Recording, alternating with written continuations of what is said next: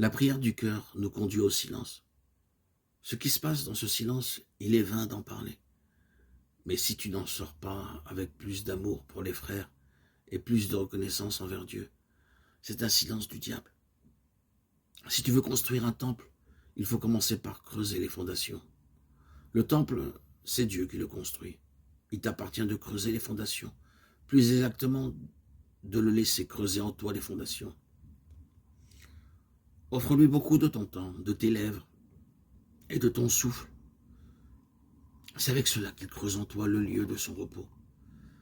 La répétition du nom de Jésus, ce n'est pas comme la récitation continue d'un mantra hindou.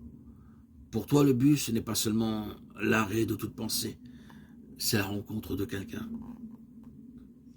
Le silence de les six chastes ne rejoint pas le vide qui est la matrice de l'univers. Le silence de les six chastes, c'est le silence de la bien-aimée qui contemple le bien-aimé.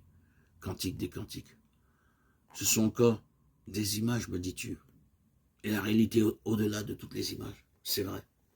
Mais c'est là le langage de la Bible. Ceux qui le refusent, en général, refusent la révélation. L'être infini, éternel, inconnaissable, au-delà de tout. C'est révélé comme personnel, et l'expérience mystique n'est plus alors fusion, mélange de la vague et de l'océan, mais amour incompréhensible, union de liberté.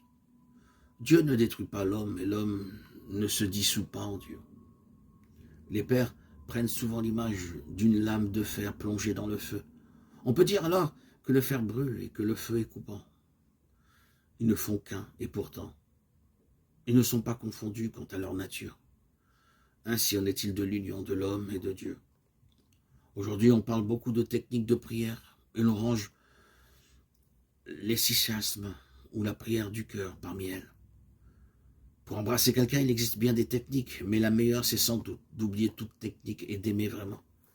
C'est parce que nous manquons de foi et d'amour que nous avons besoin de techniques dans nos relations avec Dieu.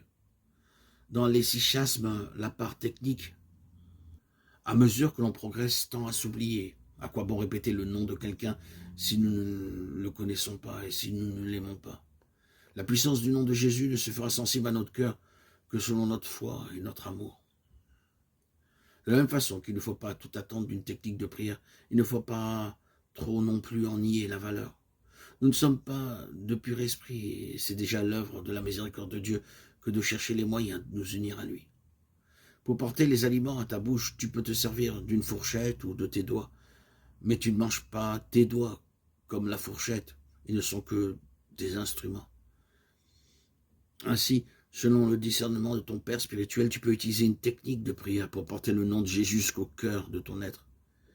Mais garde-toi d'idolâtrer cette technique et de la croire par elle-même efficace. L'efficacité d'un pinceau, c'est d'être parfaitement docile et souple entre les mains de l'artiste.